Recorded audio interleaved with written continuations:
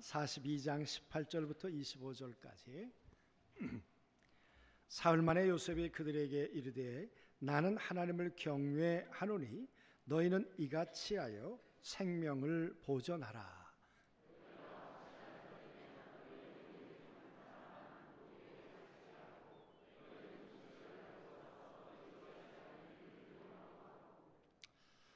너희 막내 아우를 내게로 데리고 오라. 그러면 너희 말이 진실함이 되고 너희가 죽지 아니하리라 하니 그들이 그대로 하니라.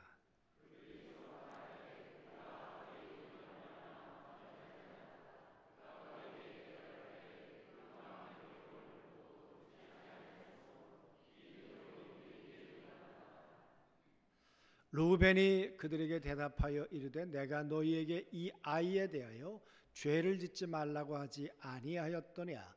그래도 너희가 듣지 아니하였느니라. 그러므로 그의 핏값을 치르게 되었도다 하니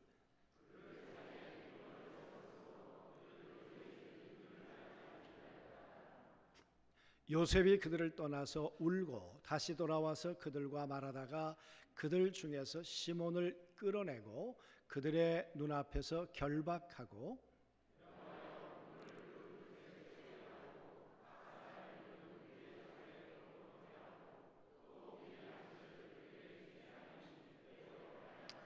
아멘. 주 안에서 평안했으면 좋겠어요. 샬롬 했으면 좋겠어요. 이 샬롬이란 말은 우리의 마음만 평안한 걸 말하지 않아요. 우리의 육체 건강, 또 우리의 빵의 문제, 모든 안전의 문제가 해결된 걸 샬롬이라고 해요.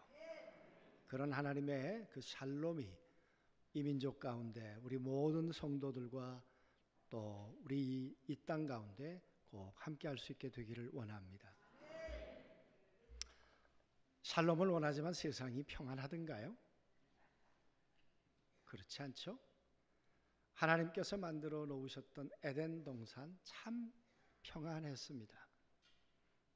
그런데 그 평안이 오래가질 못했어요. 아담과 하나님하고의 관계가 평안하질 못했고 또 하나님에 의해서 만들어진 아담과 이브의 관계가 사실은 평안하지 못했죠. 얼마 가지 못해서 천생연분인 줄 알았는데 평생 원수가 되었어요. 그러지 않았어요? 당신 때문에 내가 이렇게 됐다고. 그래서 여러분, 아름다웠던 낙원은 더 이상의 기대할 수가 없었어요. 그리고는 가인을 낳았어요. 아벨을 낳았어요. 자식이 생기면 행복할까 싶었는데, 그런데 여러분, 그 자식 때문에 더 깊은 고통이 찾아왔어요. 형이 동생을 죽였어요. 가인에겐 동생이 없어요. 아벨 동생에게는 형이 없어요. 원수만 있을 뿐이에요. 여러분, 어떻게 이런 비극적 가정이 있을 수 있을까? 그 말이에요. 그러니 아버지 어머니 입장에서는 얼마나 힘겨운 날들이었겠어요. 그게 하나님에 의해서 만들어진 이 세상에 시작되는 가정의 이야기였어요. 여러분, 이랬던 가정의 이야기가 오늘 야곱 가정의 이야기로 이제 전개돼요. 야곱이 결혼을 네 여자와 했어요. 네 여자와 결혼하면서 자식들을 생산했는데 딸 하나, 아들 12이지 않았습니까? 그런데 그 형제들 가운데 우애했을까요? 형제들 가운데 평안했을까요? 그들 가운데 감동의 눈물이 늘 만날 때마다 있었을까? 그 말이에요. 평안하지 않았어요. 아버지가 11번째 태어난 요셉에게 색동옷을 지어 입혔어요. 색동옷은 그 집안의 장자란 말이에요. 후계자란 말이에요. 그러니 여러분, 형들이 동의가 되질 않죠. 그래가지고 일어났던 사건 우리가 잘 기억할 거예요.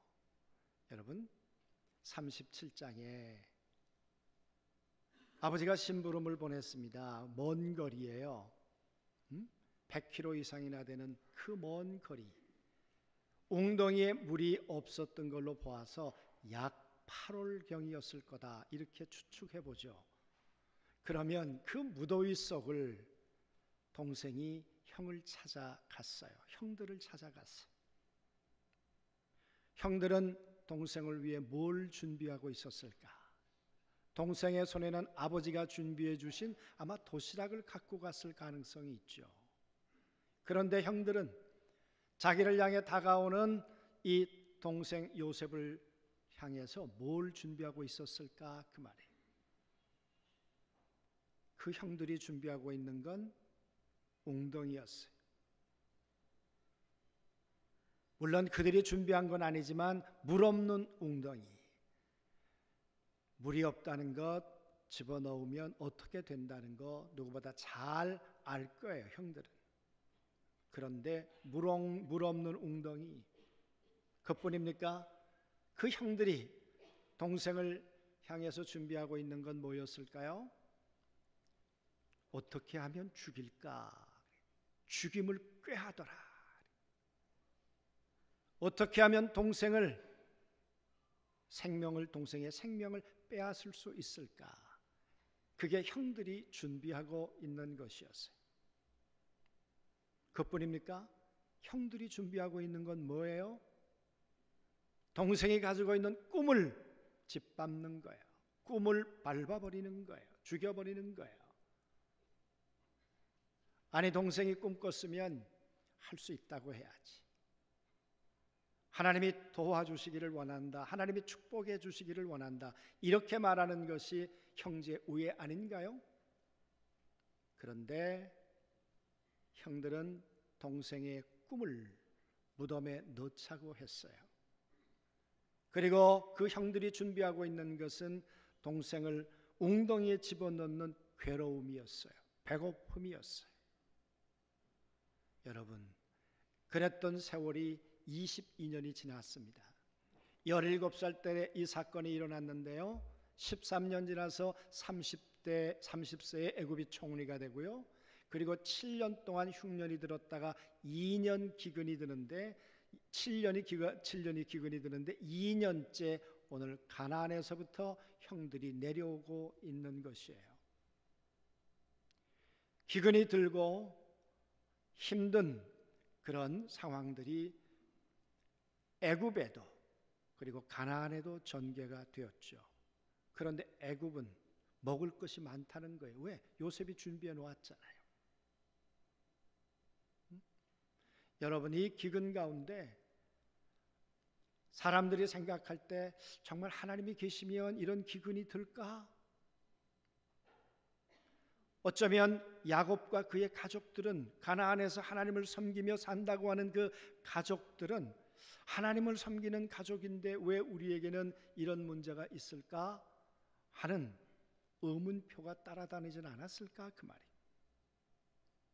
하나님이 보이지 않았겠죠. 이 문제는 해결될 수 있을까? 해결의 단초는 뭘까? 가나안으로 애굽으로 내려가면 구할 수 있을까? 내려가다가 험한 일을 당하는 것은 아닐까? 왜? 애굽에 내려가는 것은 쉬운 일이 아니에요. 에레미야 때 보면 이스라엘 백성들에게 가면 안 된다고 애굽은 험한 곳이라고 그렇게 막았어요. 내려와서 얼마나 어려움을 많이 당했나요? 그러다가 에레미야는 돌 맞아 죽었잖아요. 애굽으로 내려오는 것은 낙원을 향해 오는 게 아니에요. 내려가면 어떤 일이 있을까? 우리가 원하는 음식의 문제는 구원할 수 있을까? 해결할 수 있을까 말이죠. 여러분, 어쨌거나 이 기근의 문제를 해결하기 위해서 이제는 방법이 없다 생각했겠죠. 그래서 야곱이 그의 자식들을 내려보냈죠. 그런데 한번 생각해 보자고요. 오늘 이 42장에 보면 요셉이 형들을 만나는 장면이에요. 그리고 처음으로 요셉의 눈물이 오늘 여기 등장해요. 왜 요셉의 눈물이 오늘 여기서 등장할까? 요셉이 울었더라면 웅덩이에 있을 때 울었어야 되잖아요. 요셉이 울었더라면 노예로 팔려올 때 요셉은 울었더라 그래야 되잖아요. 요셉이 울었더라면 보디발의 집에 살면서 너무 외로워서 울었더라 그래야 되잖아요. 요셉이 울었더라면 감옥에 내려가서 억울해서 울었더라 그래야 되는데 그때는 요셉이 울었다는 이야기가 없어요. 그런데 오늘 42장부터 보면 요셉이 9번에서 10번을 울어요. 누구 때문에 울까? 왜 울까? 그리고 눈물의 맛은 어떤 것이었을까? 눈물의 농도는 어떤 것이었을까? 그 말이. 아무튼 오늘 그렇게 만나게 되는 장면을 잘 한번 생각해 보세요. 이게 우연일까? 가나안에서 내려오는 사람이 한두 가정 내려왔겠습니까? 난민들이 내려오는데 그죠? 몇 명이서 가나안에서부터 내려왔겠냐고요? 그러지 않았을 거예요. 아마 애굽 국경을 향해서 많은 사람들이 먹을 걸 구하기 위해서 넘어왔을 거예요. 그러면 요셉은 총리가 되어서 무슨 명령을 내렸을까요? 국경을 넘는 사람들 가운데 혹시 루벤이라고 하는 사람이 있는지, 그의 아버지가 야곱이라고 하는 사람이 혹시나 있는지, 그의 형제들이, 그의 자녀들이 오고 있는지, 그런 사람이 있거들랑 즉시로 보고해라. 그리고 내게로 데려와라. 아니, 총리가 얼마나 바쁜 사람인데 그 목동 베두인, 지금도 베두인은요 비참하게 살아요. 지금도 가서 보면 컨테이너에 매트리스도 못 깔고 자요. 그런데 여러분, 그 당시에 목동들이 얼마나 잘 살았겠어요. 그런 베두인들이 내려오면 얼마나 냄새가 났겠어요. 가난이 절절 흘러 넘쳤겠죠. 아니, 그런 사람들을 무엇 때문에 총리 공간에 끌어들여서 만나겠나 그 말이. 들어온다 그래도 들어오지 말라고 해야죠. 그런데 오늘 요셉이 아마 그 정보망을 통해서 그 형제들이 왔다는 이야기를 들었던 것 같습니다. 그리고는 자기의 공간으로 들였든지 아니면 자기의 집으로 들였든지 총리 요셉이 형제들을 만나고 있는 이야기입니다. 만나서 그 형들을 보면서 오늘 요셉은 이런 마음이 들었다고 말합니다. 한번 읽어보죠. 42장 8절 9절 말씀. 42장 8절 9절 요셉은 읽습니다. 요셉은 그의 형들을 알아보았으나 그들은 요셉을 알아보지 못하더라. 요셉이 그들에게 대하여 꾼 꿈을 생각하고 그들에게 이르되 너희는 정탐꾼이라 이 나라의 틈을 엿보려고 왔느니라. 여러분, 이렇게 22년 만에 대면을 하는데 요셉은 한눈에 알아보겠어요. 루벤이구나. 저 형님이 시몬 형님이구나. 저 형님이 다니고 같이구나. 이렇게 알아보겠는데 형들은요 알아보질 못해요. 당연하겠죠. 노예로 팔았는데 그 노예가 총리가 됐을 거라고? 천지개벽이 되지 않는 한, 흑암과 혼돈에서 하나님이 세상을 창조하셨던 그 하나님이 주관하지 않으시는 한 동생이 총리가 된다는 일은 있을 수 없는 일이라고 생각했겠죠, 여러분. 그래서 형들은 알아보지 못해요.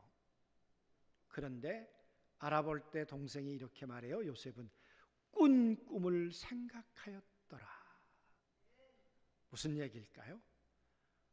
17살 때 하나님이 나에게 꿈을 주셨는데 그 꿈이 이루어져서 나는 총리가 되었어.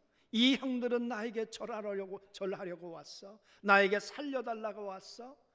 나에게 떡의 문제를 해결해 달라고 지금 내 앞에 와 있는 거야. 꿈이 현실이 되었어요. 여러분, 그 마음이 들면서 뭐라 그랬을까요? 형과 오늘 내가 만나고 있는 것은 우연이 아니고 하나님의 손길, 그 손길이 다다롭기 때문에 오늘 우리는 이렇게 만나고 있는 거다.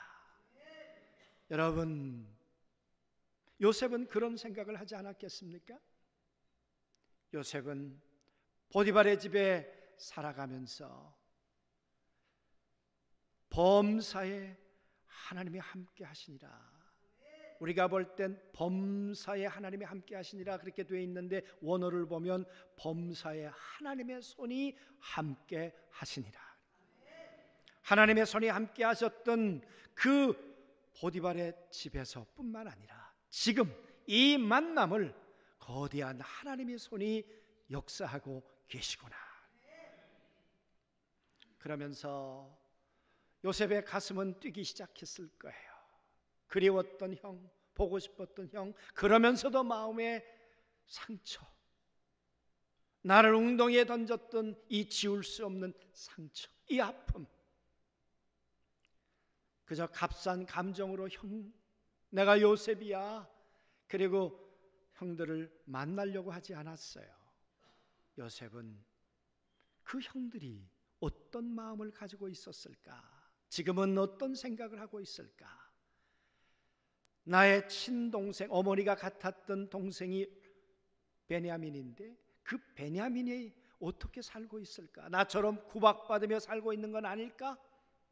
그래서 그걸 확인하고 싶었겠죠. 그래서 이렇게 말합니다.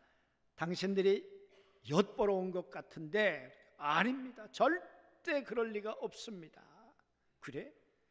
그게 사실이라면 형제 한 사람만 남겨두고 다 올라갔다가 베냐민, 그 남아있는 동생을 데리고 오면 나는 당신들의 말의 진정성을 인정해 주겠다. 그래요. 여러분, 이 이야기를 하고 있는 중에 21절 이야기를 하고 있는데 한번 같이 읽겠습니다. 그들이 서로 말하되, 시작. 그들이 서로 말하되 우리가 아우의 일로 말미암아 범죄하였도다. 그가 우리에게 애걸할 때에 그 마음의 괴로움을 보고도 듣지 아니하였으므로 이 괴로움이 우리에게 임하도다. 여러분, 왜 갑자기 이 이야기를 형제들이 했을까요? 누가 이 이야기를 하게 했을까요? 아니, 막내 동생 이야기를 하는데 갑자기 형제들끼리 하는 이야기가 우리가 범죄했어. 22년 전에 우리를 향해 달려오는 그 동생을 향해서 우리는 웅덩이를 준비하고 있었어. 우리는 그에게 죽음을 준비하고 있었어. 우리는 그에게 괴로움을 준비하고 있었어.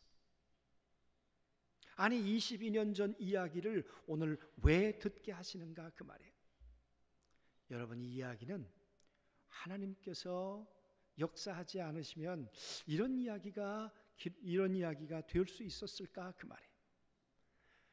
하나님은 요셉의 가슴 속에 응어리 하나를 아세요. 요셉은 지금까지 살아오면서 하나님하고 별로 막힘이 없이 살았어요. 요셉은 보디발하고도 별로 문제가 없이 살았어요.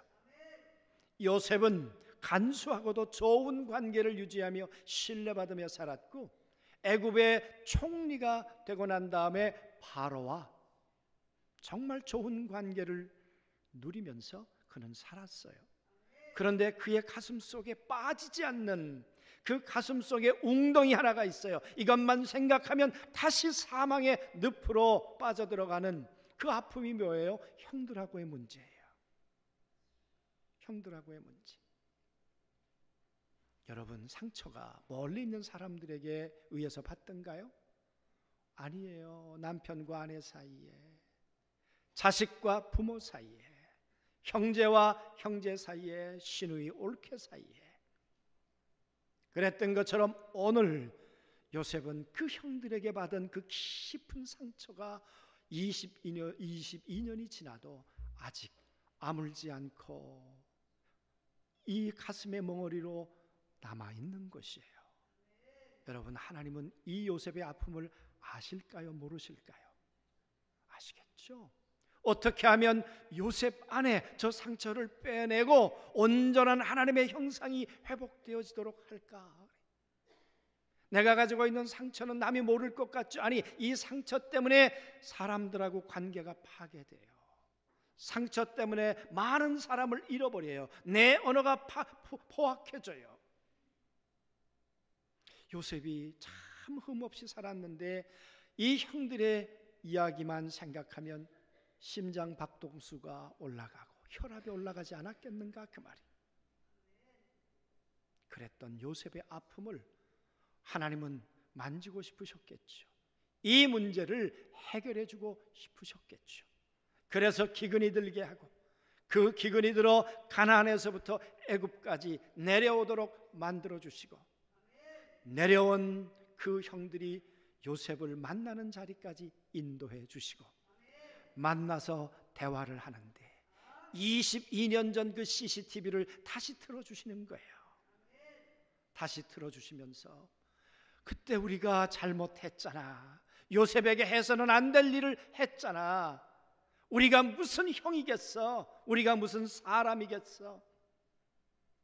난 아직도 그 괴로움의 소리가 들려. 그때 내 동생 외면했던 소리가 아직도 나는 가슴 아파. 동생은 웅덩이에서 굶어 죽어가는데 우리는 앉아서 동생이 가지고 온 도시락을 먹으며 히히덕거렸잖아. 여러분, 이 이야기를 하나님이 요셉으로 하여금 듣게 하시고 보게 하시고 느끼게 하시고, 우리 하나님 참 섬세하신 하나님이세요. 우리 하나님 세밀하신 하나님이세요.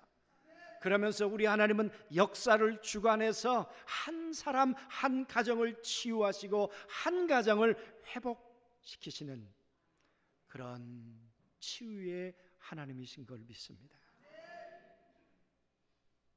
그러고 난 다음에 루벤이 이렇게 말해요. 22절에 루벤이 그들에게 대답하여 이르되 내가 너희에게 그 아이에 대하여 죄를 짓지 말라고 하지 아니하였더냐. 그래도 너희가 듣지 아니하였느니라. 그러므로 그의 핏값을 치르게 되었도다 하니. 여러분, 그때 루벤과 형들 사이에 무슨 얘기가 오갔는지 모르잖아요. 그래서 CCTV를 다시 틀어주신 거예요. 그때 루벤이 뭐라고 말했는가? 다른 형제들에게 우리 요셉에게 그러면 안 된다. 그러면 안 된다. 아버지 가슴에 못 박는 거고 하나님 앞에 죄 짓는 거다. 우리 그러면 안 된다. 우리 그러지 말자. 여러분, 그 이야기 끝에 루벤이 이렇게 말해요. 우리 지금 죄값을 치르고 있는 거야. 왜 우리가 가난해졌을까? 왜 우리가 이렇게 됐을까? 우리 핏값을 치르고 있어. 우리 죄값을 치르고 있는 거야. 여러분, 이 이야기를 보고 듣고 느꼈을 요셉, 가슴이 어땠을 것 같으세요? 여러분이라면 어땠을 것 같으세요?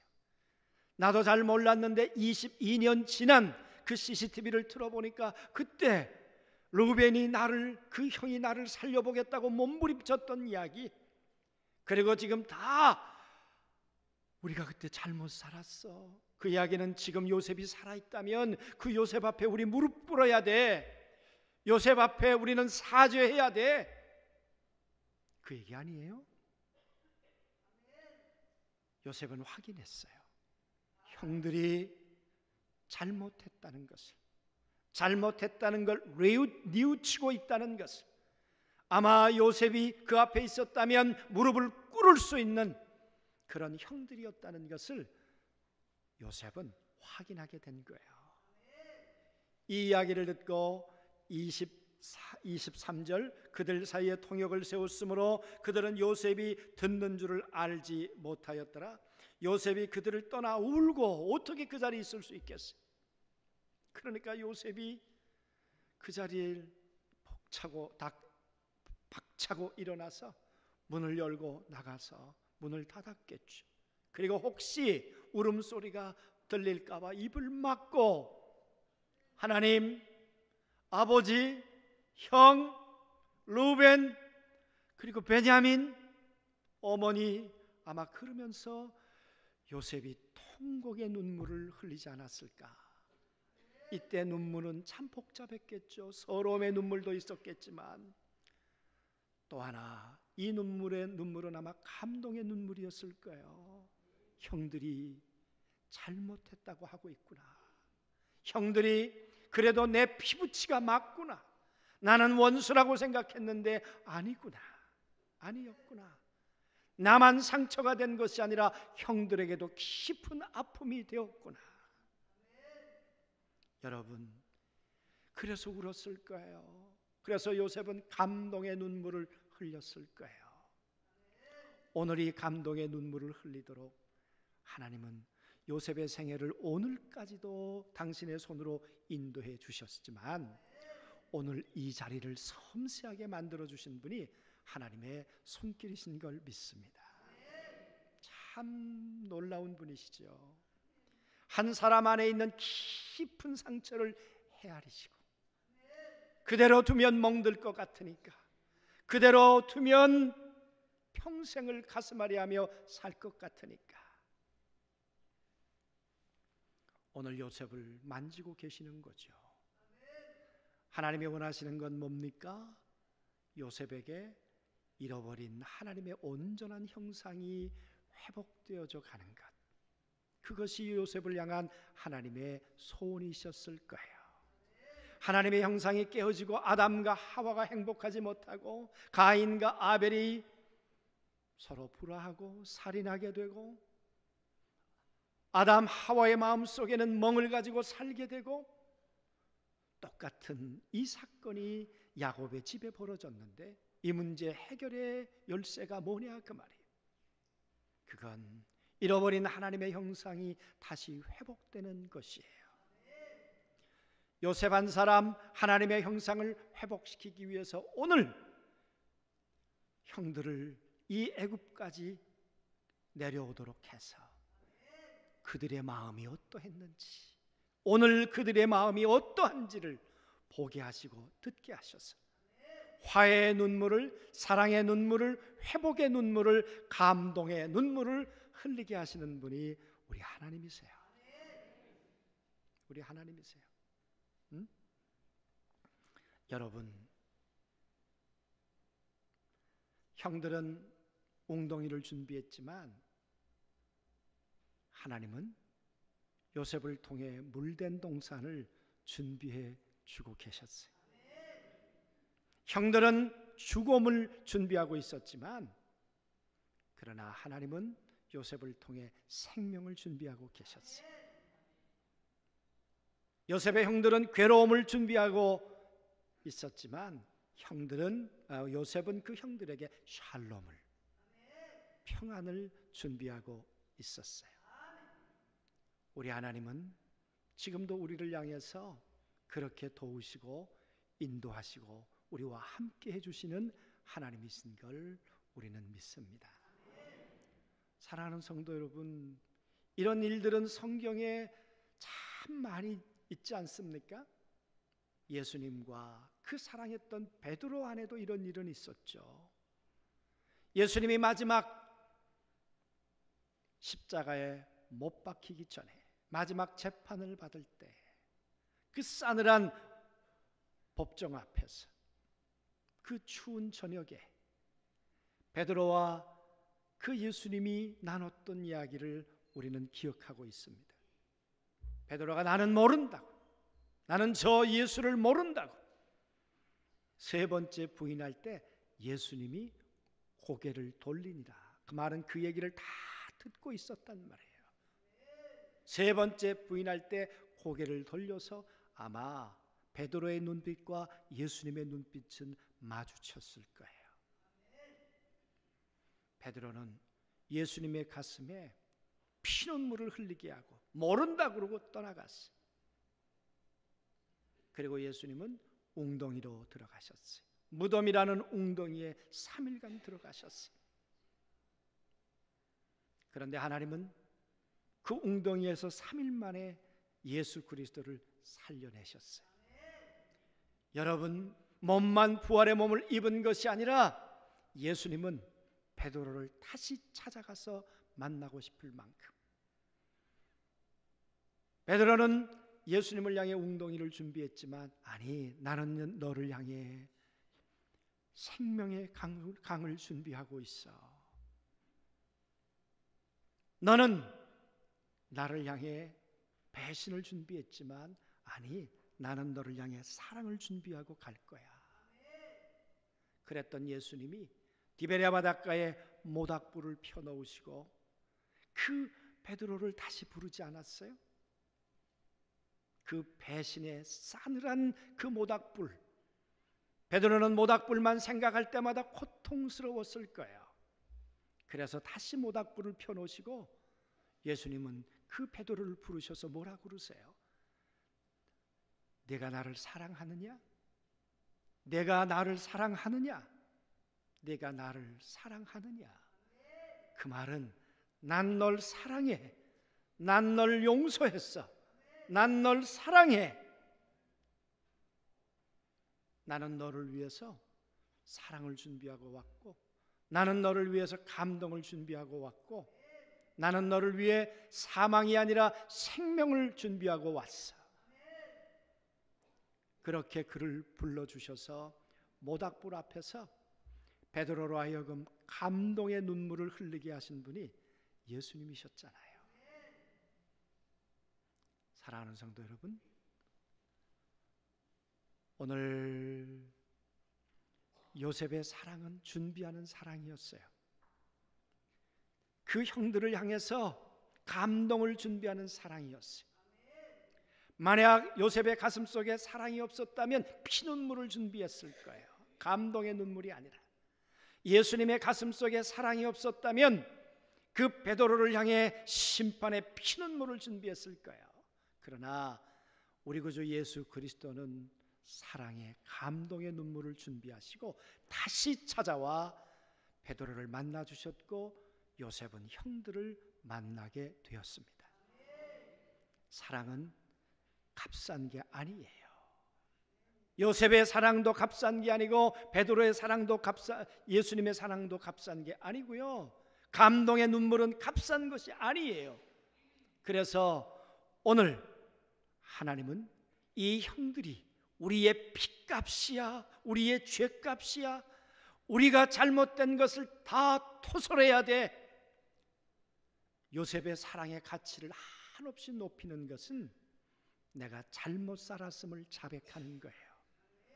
오늘 우리가 하나님 앞에 우리를 사랑하시는 하나님의 사랑의 감동의 눈물의 값어치를 높이 올릴 수 있는 것은 우리가 하나님의 마음을 아프게 하고 하나님의 가슴에 못을 박았던 우리의 죄악을 하나님 앞에 자백하는 거예요. 가슴을 찢으며, 하나님, 내가 괴롭게 했습니다. 내가 잘못 살았습니다.